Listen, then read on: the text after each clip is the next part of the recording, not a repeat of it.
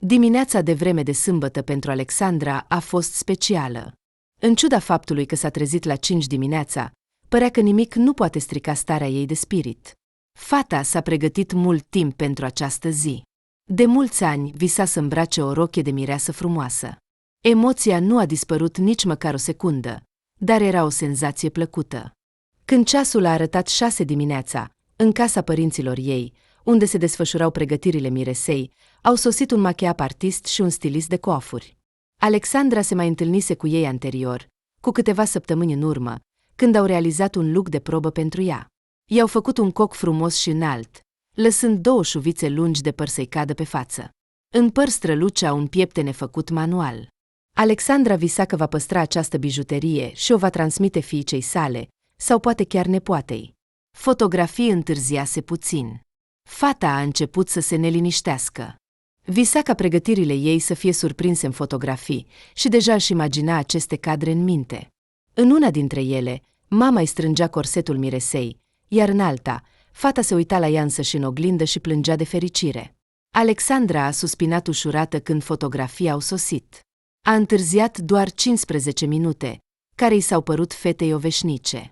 Alexandra, mii de scuze, nu am reușit să chem un taxi.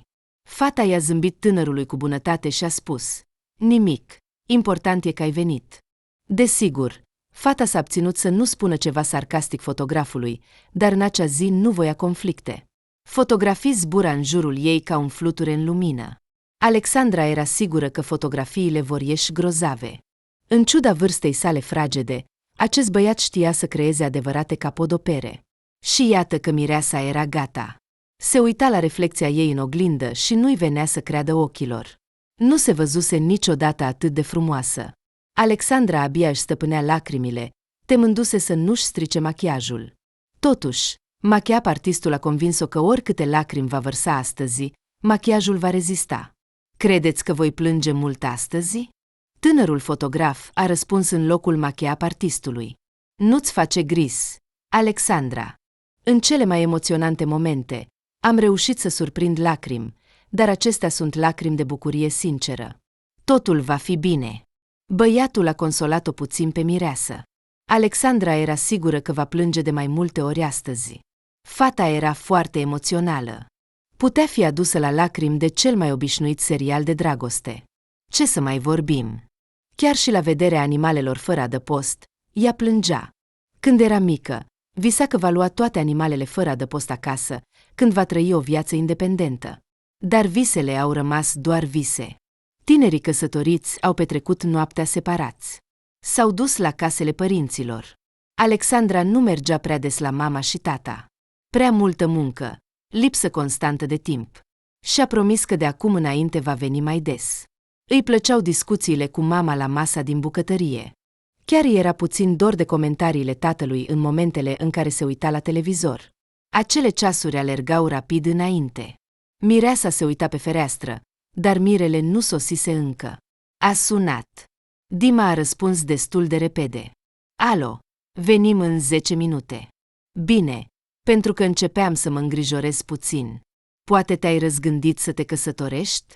Nu am auzit o prostie mai mare astăzi. Bine, ne vedem, dragul meu. Ne vedem, viitoarea mea soție. Alexandra își imaginase de mult timp rolul de soție, dar astăzi nu va fi doar un cuvânt. Astăzi se va căsători oficial, va deveni soție, va lua numele soțului și va deveni Alexandra Kniazeva Alexiva. Noul nume îi plăcea foarte mult. Rochia albă și pufoasă îi stătea perfect miresei. A căutat această rochie foarte mult timp, iar în momentul în care a probat-o în salonul de nunți, lacrimile au început să-i curgă nu doar miresei, ci și părinților.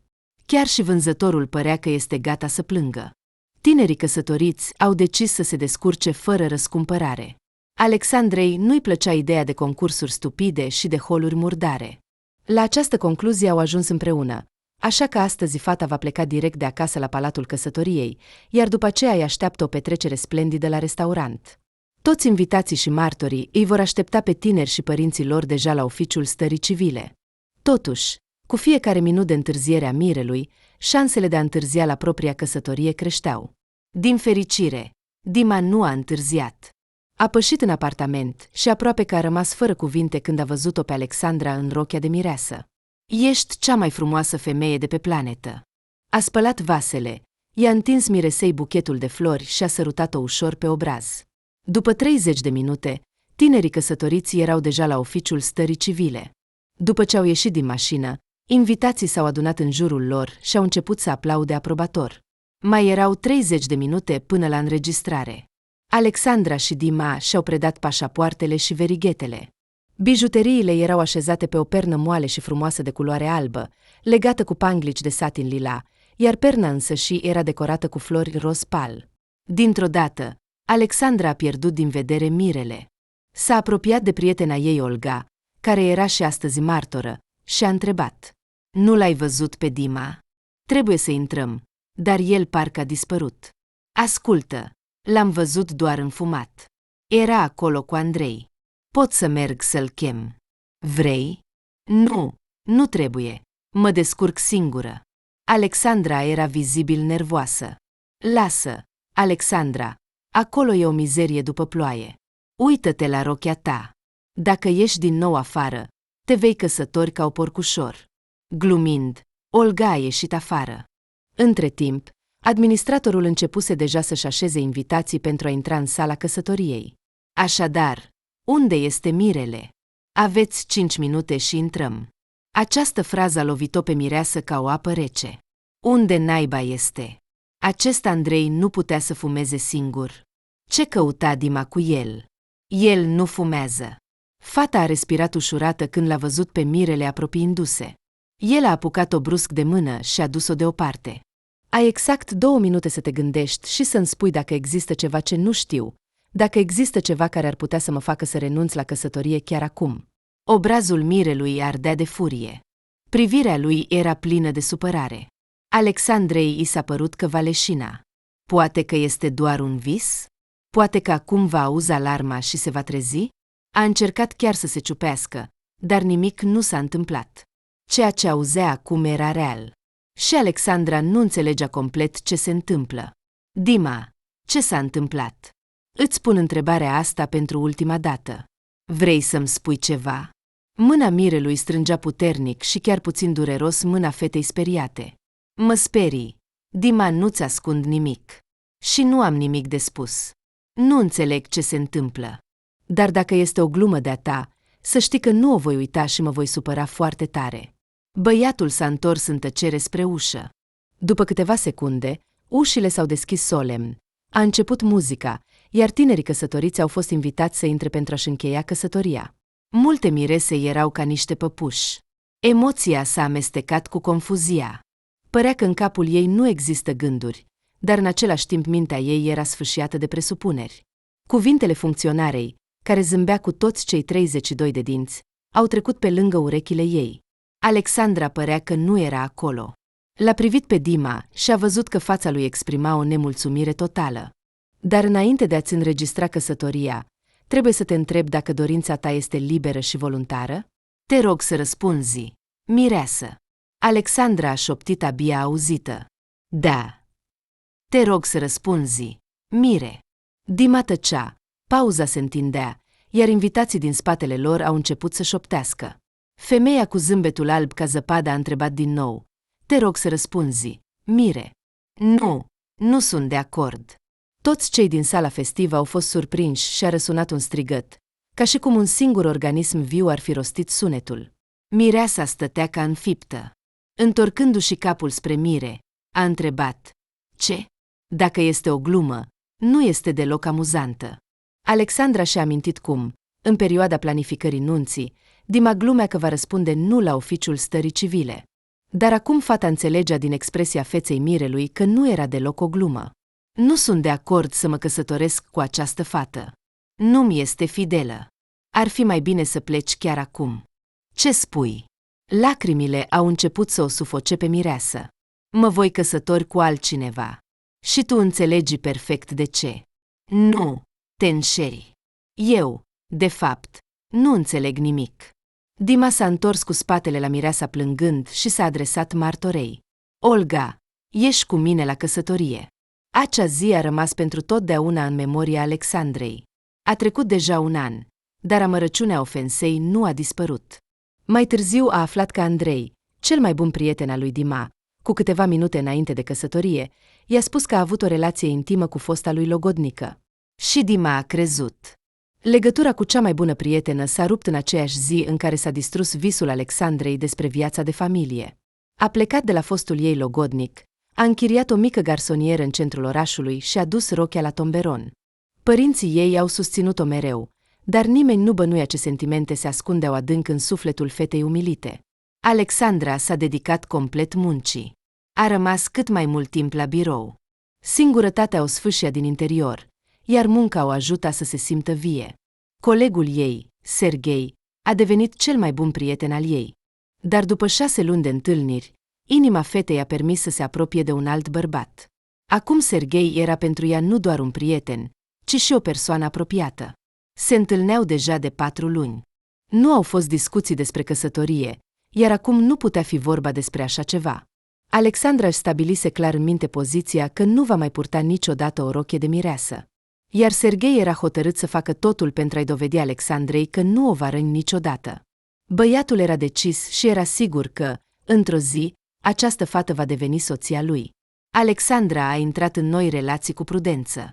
Nu se grăbea să se mute împreună și nu permitea discuții despre viitor. Alexandra a decis să trăiască doar aici și acum. Îi părea că sentimentele pentru Dima se mai păstrează undeva adânc în memorie. Odată, într-o seară târzie, se întorcea acasă de la muncă. Apropiindu-se de intrare, Alexandra a observat o siluetă la ușă. A simțit un pic de neliniște și a decis să facă pe neobservată. A scos telefonul, l-a adus demonstrativ la ureche și a făcut pe cineva că o sună. Da, sunt deja acasă. Dar tu unde ești? Te apropii? I-am prins pe toți bandiții. A ținut o mică pauză și a spus și mai tare. Bine, te voi aștepta. Ești în mașina de poliție. Alexandra se uita cu coada ochiului la străin, dar silueta nu pleca. Dimpotrivă, se îndrepta încet spre ea. Fetei i-a fost frică, dar cu fiecare pas, străinul căpăta trăsături tot mai cunoscute. Și după câțiva pași, când s-a apropiat de ea, l-a recunoscut pe Dima, părea că tot interiorul fetei s-a întors pe dos. A început să-i fie puțin cald. Lent, a îndepărtat telefonul de la ureche și și-a încrucișat brațele pe piept. Salut! Vocea familiară a sunat dureros în urechile ei. De la prima lui vorbă, Alexandra a înțeles cât de mult îi fusese dor de el.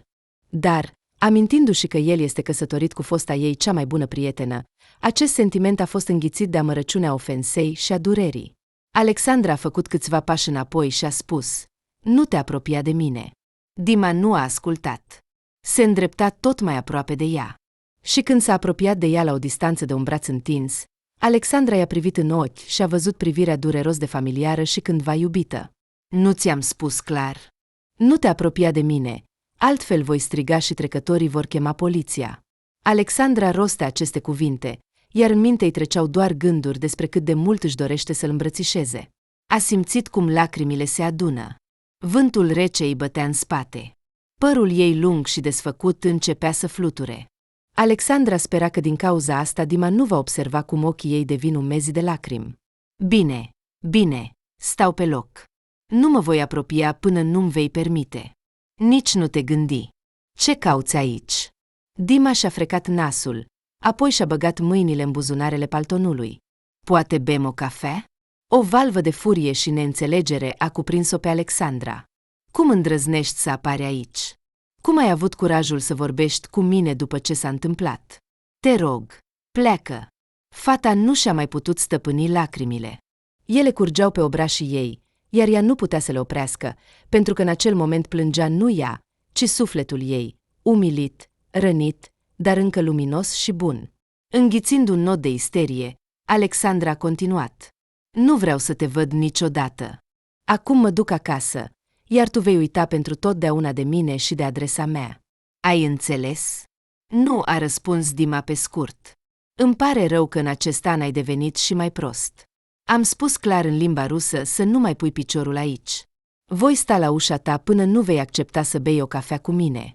Atunci va trebui să trăiești aici până la sfârșitul zilelor tale.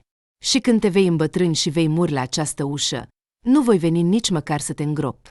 Alexandra a mers repede spre intrare, a scos cheile din buzunar, a adus cipul la interfon și a deschis ușa. Fără să se uite înapoi, a alergat pe scările până la etajul 3, a deschis ușa apartamentului și s-a încuiat. În hol, s-a așezat pe podea, iar tăcerea din apartamentul gol s-a umplut cu sunete puternice de plâns. Alexandra a stat așa câteva minute. Apoi s-a descălțat, a dat jos mantoul și nici măcar nu l-a agățat pe cuier. Pășind peste mantou pe podea, a intrat în baie, a deschis apa rece și s-a spălat pe față. Cum îndrăznește? Cum m-a găsit? Ce își permite? Întrebările se învârteau în mintea fetei.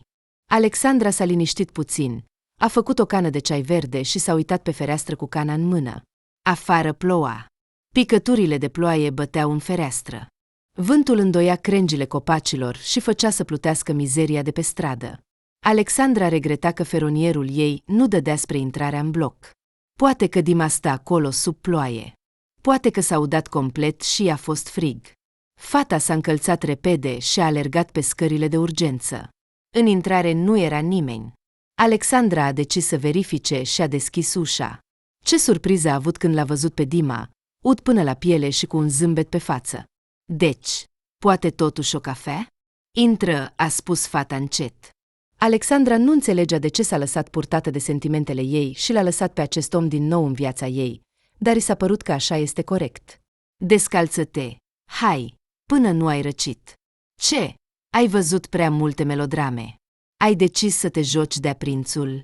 Îți voi dezvălui un secret. În filme nu vor arăta niciodată cum acești prinți, care stau sub ploaie așteptându-și prințesa, ajung apoi să aibă o răceală. După câteva minute, hainele au fost trimise să se usuce în uscător, iar Dima s-a îmbrăcat într-un halat alb mare. Era puțin strâmt, dar era mult mai bine decât să stea la masă cu o cană de cafea în mână, gol. Îți permit să stai la mine până se usucă hainele. Dar hai să nu vorbim prostii și să nu facem nebunii. Asta nu înseamnă nimic, ca să înțelegi. Vocea fetei suna cu încredere, iar ea însăși era surprinsă de cum reușea să-și păstreze calmul și stăpânirea de sine. Îi venea să se arunce în brațele lui, uitând de tot, ca și cum nimic nu s-ar fi întâmplat, ca și cum el nu o părăsise în cel mai solemn moment. Dima a șters demonstrativ nasul cu un șervețel uscat, arătând că nu s-a încălzit încă de frig. Hai să trecem direct la subiect, fără prea multe sentimente. Ce vrei de la mine? Alexandra amesteca nervos și destul de mult zahărul deja dizolvat în cană. Mi-a fost dor, a spus Dima cu un zâmbet misterios. Emoțiile fetei, ca un vulcan adormit de mult, au erupt. Îți dai seama ce spui? Cu un an în urmă m-ai părăsit chiar la oficiul stării civile fără explicații, m-ai acuzat de infidelitate, care nu a existat, iar apoi te-ai căsătorit cu prietena mea și ai curajul să apari acum și să-mi spui astfel de lucruri? Crezi că acum ar trebui să mă topesc și să-ți spun că mi-a fost dor de tine? Abia mă stăpânesc să nu te scuip în față. Ai înțeles? Dima, ca și cum nu ar fi avut emoții, o privea în ochi pe fată. Știu că nu mi-ai fost infidelă. Alexandra a ridicat din umeri. Ce bine! Mulțumesc că m-ai luminat. Parcă nu știam. Ești atât de încet la minte, încât ți-a trebuit un an să te convingi că am fost fidelă. Știi ce? Ia-ți cârpele tale ude și pleacă de aici. Cu un gest degetul arătător, ea a indicat spre ușă. Iese pe acolo. După aceste cuvinte, fata s-a întors și și-a îndreptat privirea spre fereastră, unde ploaia continua să cadă. I se părea că vremea care se dezlănțuia afară reflecta complet starea ei sufletească, căci în interiorul ei tuneteau fulgere, iar ploaia cădea ca o perdea, cu rafale puternice de vânt. Îmi pare foarte rău pentru fapta mea. Nu ar fi trebuit să mă comport așa. Mai întâi, ar fi trebuit să ne clarificăm totul. Încă mă învinuiesc pentru că nu ți-am dat o șansă, nici măcar să te exprimi. De aceea, acum ascult fiecare cuvânt al tău. Alexandra, sunt un idiot complet, un monstru, un cretin. Iartă-mă, am greșit. Se pare că ți-am trasat clar ruta. Știu unde este ieșirea. Adună-ți lucrurile ude și pleacă din casa mea. Te rog, ascultă-mă. Nu intenționez să-mi pierd timpul cu un trădător. Ai avut o șansă să te exprimi. Această șansă ai pierdut-o acum un an, în momentul în care m-ai umilit în public și ai renunțat la dragostea noastră. Acum, Pur și simplu nu înțeleg de ce ridici această discuție. Cum ai avut tupeul să spui asta? Eu încă te iubesc, nebunește. Pleacă. Te rog. Pleacă. Dima s-a ridicat și s-a îndreptat spre ușă. Alexandra a adunat lucrurile lui Ude într-o pungă și le-a întins. Ușa s-a închis, iar băiatul s-a trezit de cealaltă parte. Atunci a chemat un taxi și a fost supus privirii suspicioase a taximetristului, când acesta a văzut că pasagerul său se urcă în mașină în halatul de baie al unei femei. Noaptea, Alexandra nu a reușit să se odihnească. La muncă a venit deprimată, cu mari cearcăne sub ochi. Văzând-o, Serghei a suspectat imediat că ceva nu este în regulă. La muncă s-au comportat ca colegi, fără a-și permite libertăți și comunicând, respectând strict etica de afaceri. Alexandra, ești bine? Arăți obosită. Serghei stătea în spatele Alexandrei lângă aparatul de cafea. În timp ce fata aștepta ca mașina să-i umple paharul cu un espresso dublu tare, băiatul se foia de pe un picior pe altul, luptându-se cu dorința de a-și îmbrățișa iubita. Ei da, mulțumesc pentru compliment, a răspuns Alexandra cu ironie. Și tu arăți minunat, Serghei. S-a întâmplat ceva. Serghei nu înțelegea ce s-a întâmplat. Nu, totul este în regulă. Doar că nu am dormit bine. Da, vremea a fost așa și așa. A preluat el dialogul, simțindu-se puțin mai bine. Eu, de asemenea, nu am dormit bine. Da, înțeleg. Alexandra s-a întors spre fereastră, iar toate gândurile ei nu erau aici. Ce planuri ai după muncă? Poate mergem undeva la cină? Nu știu, Serghei. Vreau să supraviețuiesc până la sfârșitul zilei de muncă, iar ce va fi după, nu m-am gândit deloc. Hai să ne hotărâm mai aproape de seară. Bine? Da, desigur. Serghei a luat cu jenă cafeaua. Ei bine, atunci, până seara. Până seara, a răspuns Alexandra, fără să se întoarcă spre băiat. Fata nu intenționa să vorbească despre vizita fostului ei. Problema era că Serghei nu știa că logodnicul ei a părăsit-o în ziua nunții. Această poveste îi provoca doar emoții negative. Nu voia deloc să împărtășească cuiva. Credea că va veni o vreme când va povesti totul. Dar, deocamdată, îi era confortabil că actualul ei iubit nu știa nimic despre trecutul ei. În timpul zilei de muncă, Alexandra se gândea ce să-i răspundă lui Serghei despre seară. Nu avea deloc o stare romantică. Dorea să meargă acasă după muncă și să se bucure de singurătate. După ce a reflectat puțin, a ajuns la concluzia că așa va răspunde. Gândurile ei au fost întrerupte de vibrația telefonului. Pe ecran a apărut un număr necunoscut. Alexandra a respins apelul, a intrat pe internet, a copiat numărul și a decis să verifice cine ar fi putut să o sune. Nu a găsit date despre deținătorul acestui număr pe internet. Alexandra a trimis un mesaj. Nu pot vorbi. Scrieți mesaj. Răspunsul nu a întârziat să apară. Salut! Alexandra. Eu sunt Dima, ne vedem. După câteva secunde, numărul abonatului a fost deja adăugat în lista neagră. Alexandra s-a ridicat de la locul ei și s-a dus în biroul lui Serghei. Bătând la ușă, a primit un răspuns aprobator pentru a intra. Hai să venim la mine diseară, a spus fata zâmbind. Propunerea l-a șocat pe Serghei. S-a simțit puțin derutat. La tine. Ei bine.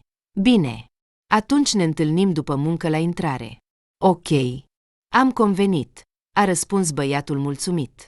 Alexandra a părăsit biroul lui, închizând ușa încet.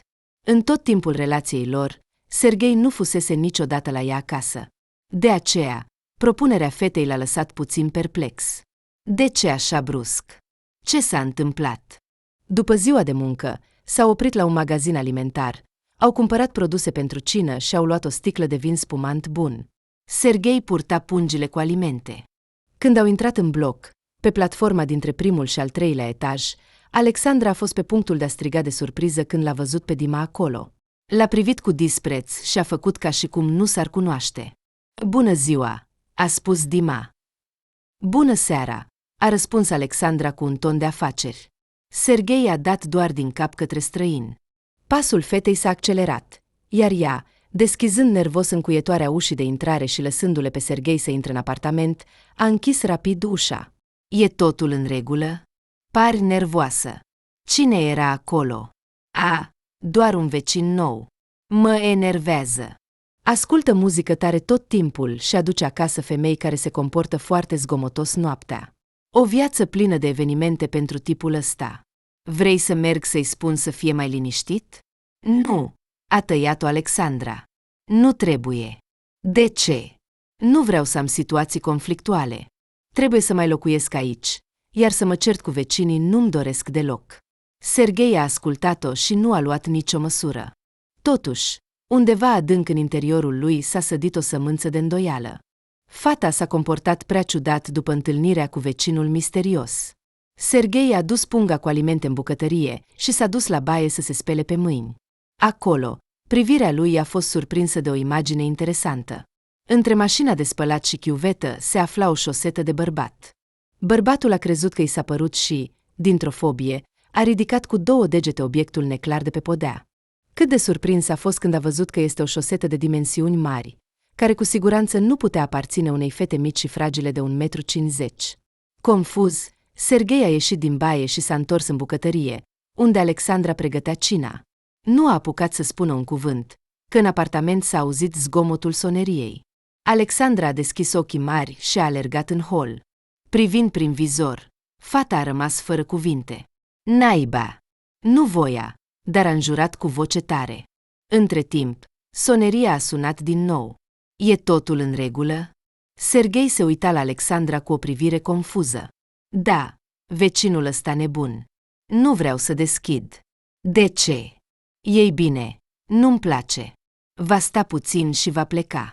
Hai să mergem în bucătărie. Nu-i da atenție. E puțin ciudat. Cred că totuși ar trebui să deschidem. Serghei încerca să înțeleagă această situație ciudată. Soneria a sunat pentru a 3-a oară. De data aceasta, sunetul a durat mai mult decât de obicei. Vecinul se invita insistent în vizită. Alexandra a deschis nervos ușa. Mâna lui Dima s-a oprit, ridicată spre butonul soneriei. Mă gândeam că vei face că nu e nimeni acasă. Poate să intru. Bună ziua, dragă vecin. Dar noi nu te-am invitat în vizită. S-a întâmplat ceva. Dima a început să joace rolul fostei sale logodnice. Se pare că mă înneci. Trebuie să verific dacă instalația sanitară este în regulă. Văd că este un bărbat în casă. S-a adresat lui Serghei. Te rog, verifică dacă totul este în regulă cu țevile din baie. Alexandra nu a mai suportat acest circ. I se părea că totul decurge greșit și că această reprezentație nu este deloc amuzantă. Pleacă de aici, te rog, m-a enervat deja. Atunci Serghei a intervenit în discuție. Alexandra, nu înțeleg ceva. Ce se întâmplă? Vă cunoașteți? Oare vecina ta nu ți-a spus nimic despre mine? A spus Dima cu ironie. Taci, taci și pleacă, a strigat Alexandra, aruncând o privire furioasă către Dima. Atunci permite-mi să mă prezint. Eu sunt fostul logodnic al însoțitoarei tale. Dima și-a întins mâna pentru o strângere de mână cu Serghei, ignorând privirea furioasă a Alexandrei. Acesta, desigur, a fost șocat. S-a uitat întrebător la fata, ale cărei obraje s-au umplut de roșeață. Serghei, îți voi povesti totul mai târziu, bine? Și tu, s-a uitat la Dima, pleacă de aici. Așteaptă, așteaptă, Alexandra, a întrerupt-o Serghei. Am o întrebare pentru vecinul tău sau cine știe ce este el pentru tine. Deja m-am încurcat. Scuză-mă, ai pierdut cumva o șosetă? Ce? Scuză-mă? Ce șosetă? Alexandra era gata să se îngroape în pământ. Această seară era cea mai absurdă după ziua în care logodnicul ei a părăsit-o la oficiul stării civile. Ei bine, am găsit o șosetă în baie. O șosetă mare, care cu siguranță nu este a ta. Așa că mă întreb, nu-i frig vecinului tău să umble cu o singură șosetă? Serghei nu a așteptat răspunsul. S-a încălțat, a luat de pe umeraș geaca lui, l-a împins pe vecinul insistent cu umărul și a plecat. Alexandra nu a spus nimic în urma lui. Nu înțelegea deloc ce ar putea să-i spună acum și voia să închidă ușa, dar Dima nu i-a permis să facă asta, punându-și piciorul între ușă și cadrul ușii. Îndepărtează-ți piciorul. I-a ordonat fata. Așteaptă. Văd că oricum nu ai planuri pentru astăzi. Hai să mergem să luăm cina. Ești pur și simplu inadecvat, știi? Nu voi merge nicăieri cu tine. Bine, atunci voi intra și vom lua cina aici. Pragul acesta nu-l vei mai trece niciodată. Șoseta o vei returna? A răspuns Dima cu un zâmbet. La șoseta ta urât-mirositoare nu mă voi atinge nici măcar cu mâna. Sunt chiar surprinsă cum nu am observat-o, având în vedere că șosetele tale miros întotdeauna ca o ghenă. Oh, asta a fost o lovitură sub centură. După această frază, Dima a încercat să deschidă ușa mai larg pentru a intra, dar fata a opus rezistență și nu l-a lăsat să treacă. Ți-am spus în limba rusă să pleci. Plec doar dacă pleci cu mine. Nu merg nicăieri cu cei căsătoriți. Și cine a spus că sunt căsătorită? Nu cumva ai părăsit-o pe Olga chiar la oficiul stării civile? Probabil că te-a înșelat cu Andrei. Alexandra nu putea să-și imagineze că Serghei se află la etajul de mai jos și aude fiecare cuvânt al lor. Ei bine, cu tine am clarificat. Tu, se pare, nu ai înșelat. Dar Olga a fost prinsă în flagrant. Ce păcat! Acum voi plânge de fericire, pentru că karma te-a ajuns. Și bine, așa trebuie să fie, nenorocitule. Nu mai zbura, Alexandra, nu sunt prost, simt că și tu mă iubești încă. Hai să o luăm de la capăt, da?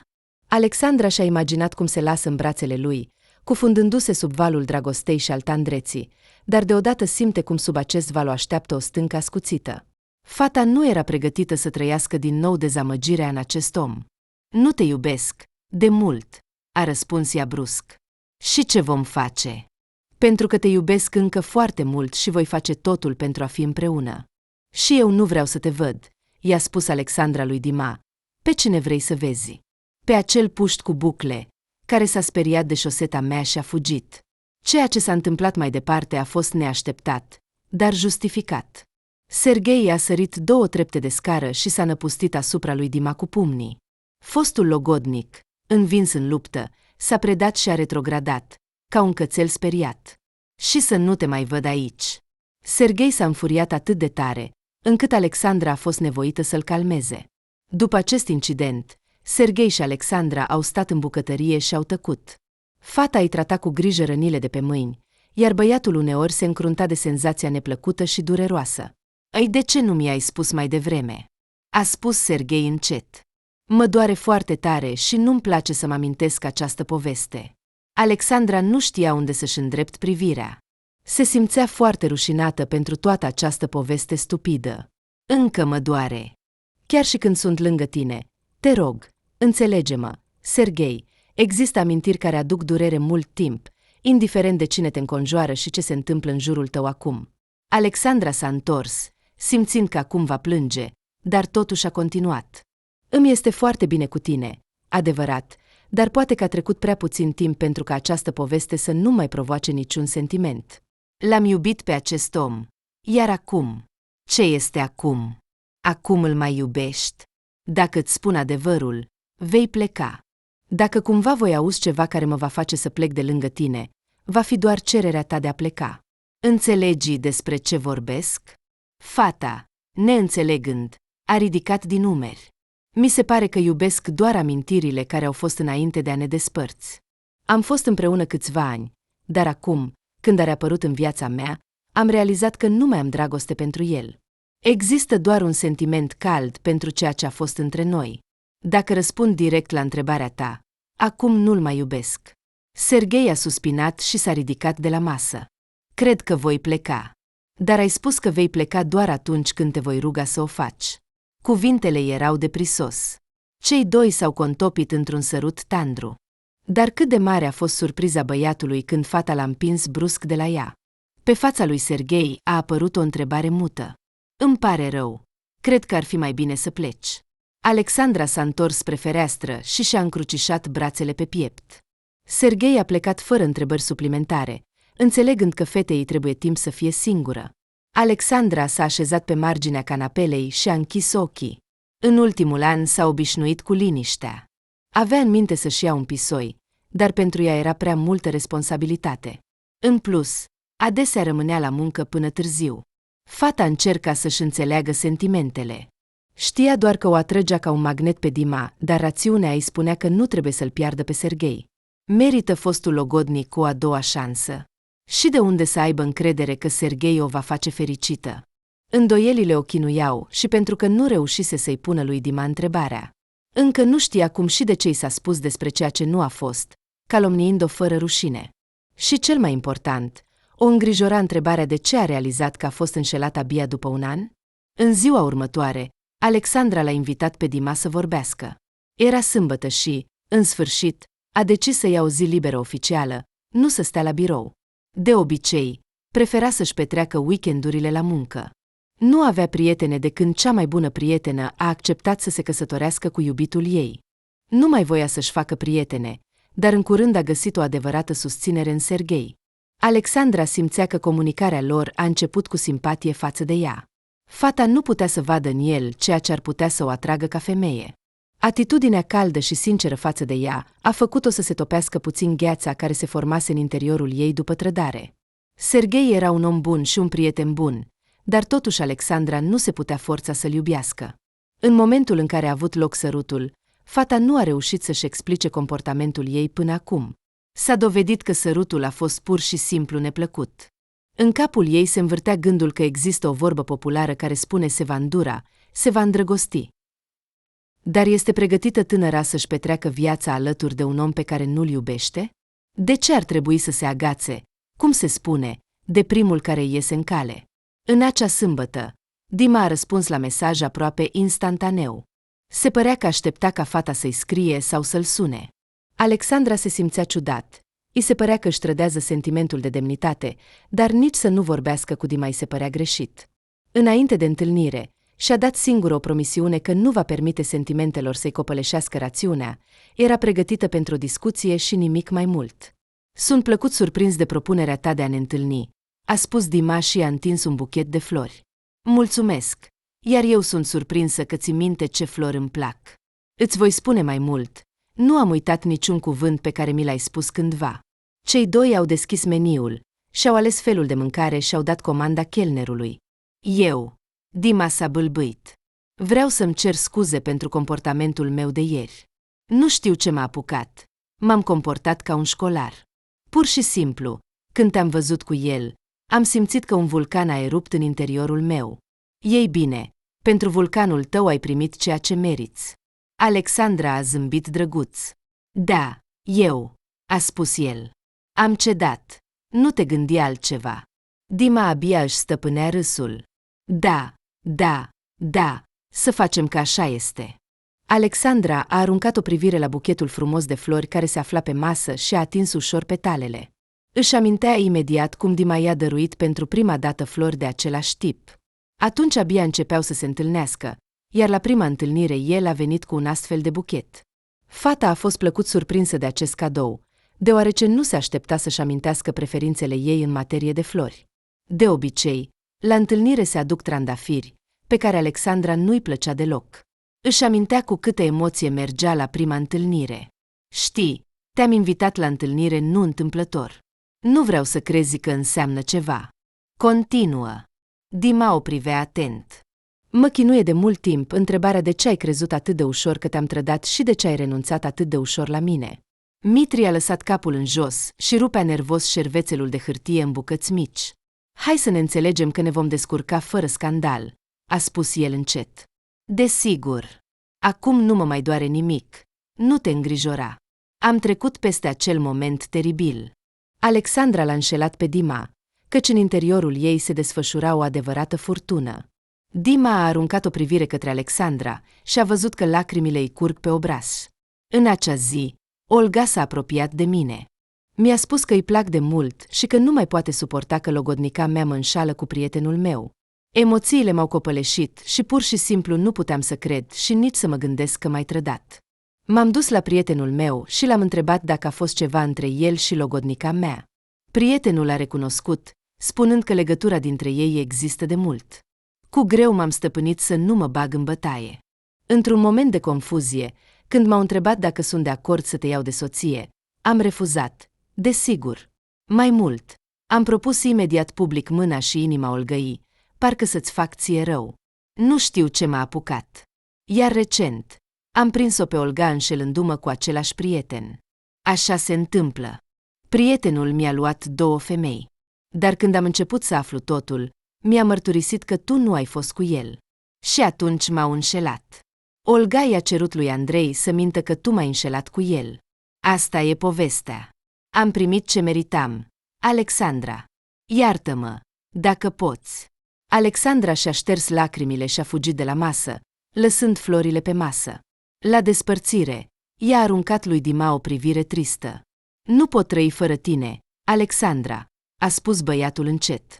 Trebuie să mă lași să plec. Nu te voi putea ierta. Lasă-mă, sau mai bine, uită-mă pentru totdeauna. Fata plângând s-a îndreptat spre ieșire. Mergea pe strada aglomerată și nu putea să creadă ce a auzit. Observa atenția excesivă a prietenei Olga față de Dima, dar nu se aștepta la o astfel de înșelăciune din partea ei. Și cum totul a fost planificat, chiar în ziua nunții. Când Alexandra a ajuns acasă, a sunat la Serghei și i-a cerut să vină. Nu a trebuit să aștepte mult. El era deja la ușa ei după 30 de minute. Propunerea pe care a auzit-o Serghei l-a lăsat fără cuvinte. Serghei, hai să ne căsătorim? Băiatul părea că a fost stropit cu apă rece. Câteva secunde a privit-o în tăcere, apoi s-a apucat frenetic să caute în buzunarele jachetei. Serghei dorea de câteva zile să-i facă Olgăi o propunere, dar nu se putea hotăr. Ori momentul nu era potrivit, ori fata nu avea dispoziția necesară. Și acum, căutând cu disperare în buzunar o mică cutie de catifea, stând în hol, a rostit cuvintele pe care le repeta de mult. Draga mea Alexandra, vei fi soția mea. Răspunsul fetei a venit atât de repede, încât l-a tensionat puțin pe Serghei. Da, sunt de acord.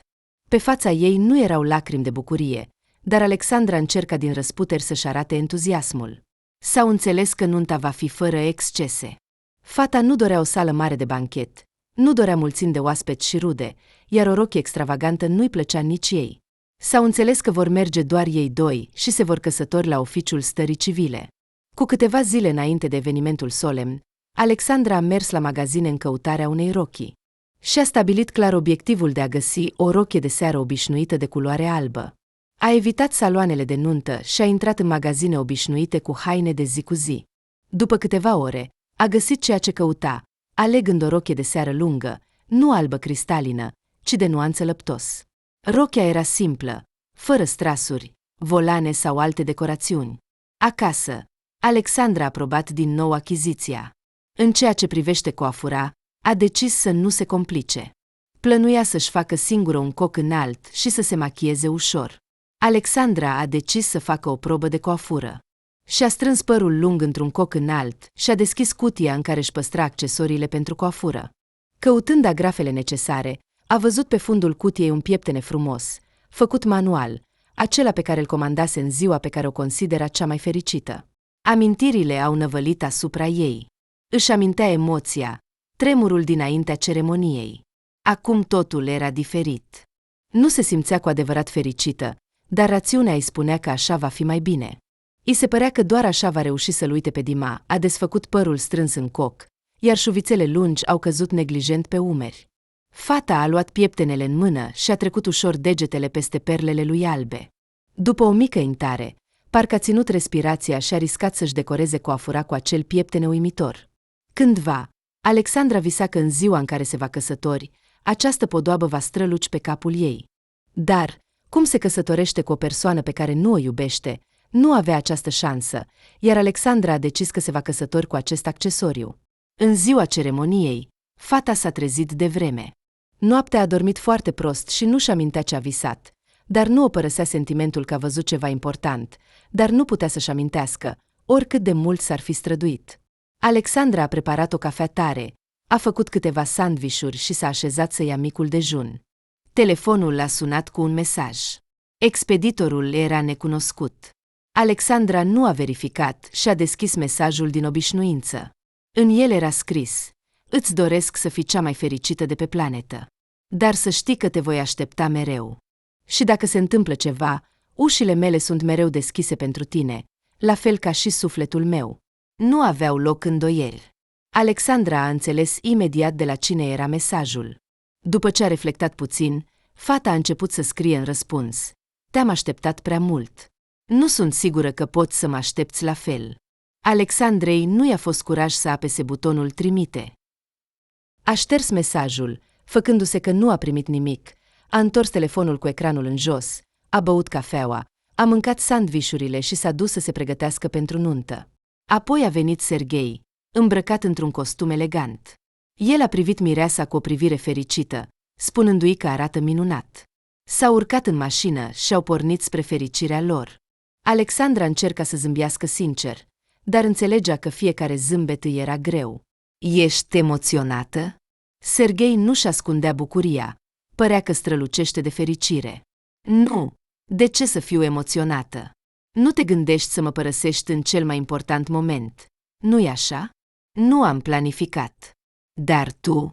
Serghei a răspuns cu o întrebare la întrebare, iar Alexandra a zâmbit chiar și ea. Se pare că nici eu nu am planificat așa ceva. Ei bine, atunci e minunat. Înseamnă că totul va fi bine. Nu te îngrijora. Mașina s-a parcat în fața palatului căsătoriei. În jurul clădirii se adunaseră câteva familii tinere care sărbătoreau evenimentul.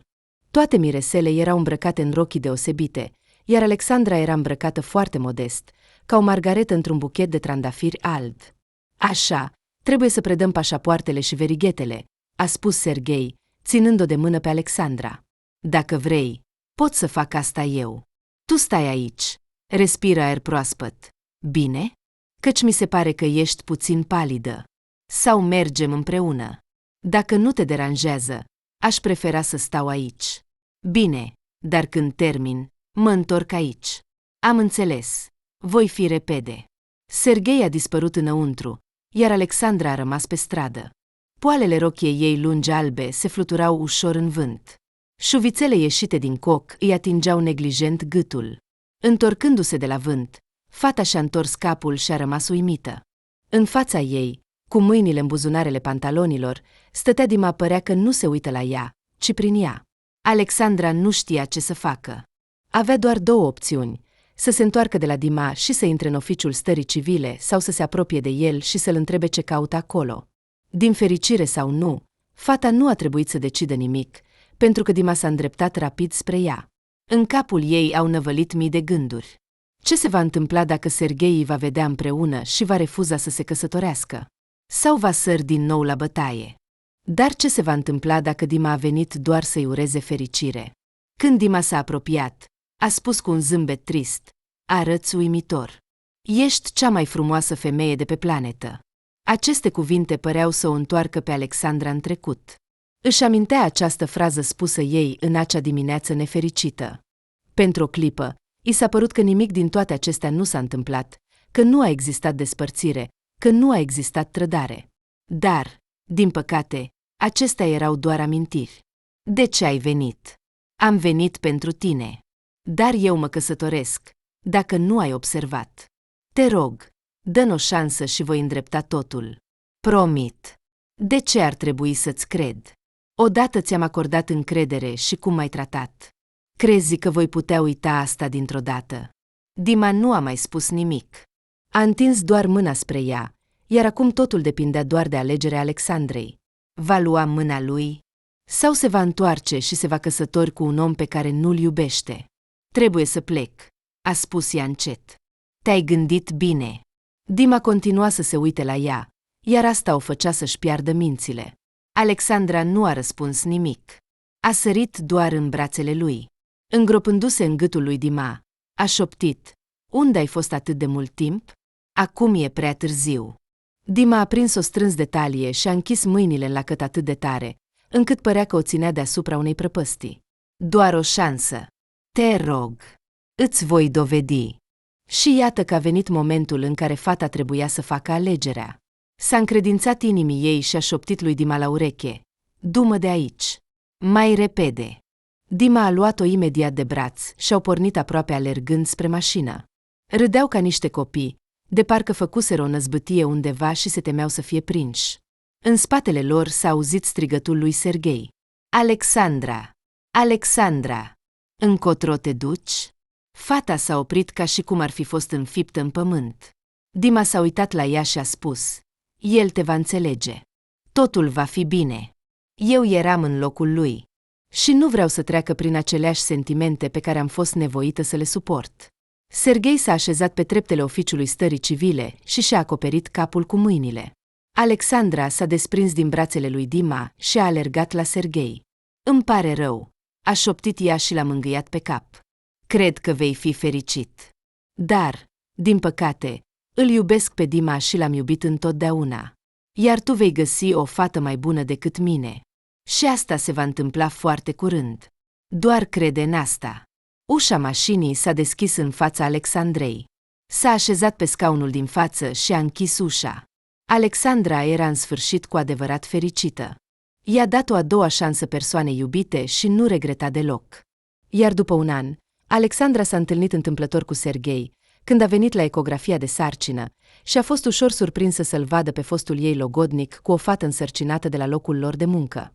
Secretara Tania îi plăcea foarte mult lui Serghei, dar el nu-i acorda atenție și era complet absorbit de Alexandra. Și când căsătoria lor a fost anulată, el a început să bea din supărare și nu a mai ieșit la muncă timp de o săptămână. Tania a venit să-l întrebe ce se întâmplă și a rămas la Serghei pentru totdeauna. Destinul le-a unit inimile și erau fericiți. Văzând-o pe Alexandra, Serghei părea că nu s-a mirat deloc și, acordându-i doar un minut pentru salut, a mers după soția lui în cabinetul medicului. Ei bine, e grozav că totul s-a întâmplat așa. Alexandra zâmbea, privindu-i cum pleacă. Așa, bine, trebuie să aflu ce se va naște, băiat sau fată. Dima a spus băiat, dar eu vreau fată. Așa că vom vedea cine dintre noi a ghicit și cui îi va fi mai bine. Alexandra și-a încrucișat degetele și a făcut o dorință. Apoi a bătut la ușa cabinetului medicului de ecografie. Și când medicul i-a spus sexul copiilor, a închis ochii de fericire. Dublu, băiat și fată. Dima va fi șocat. Nici nu a visat la asta.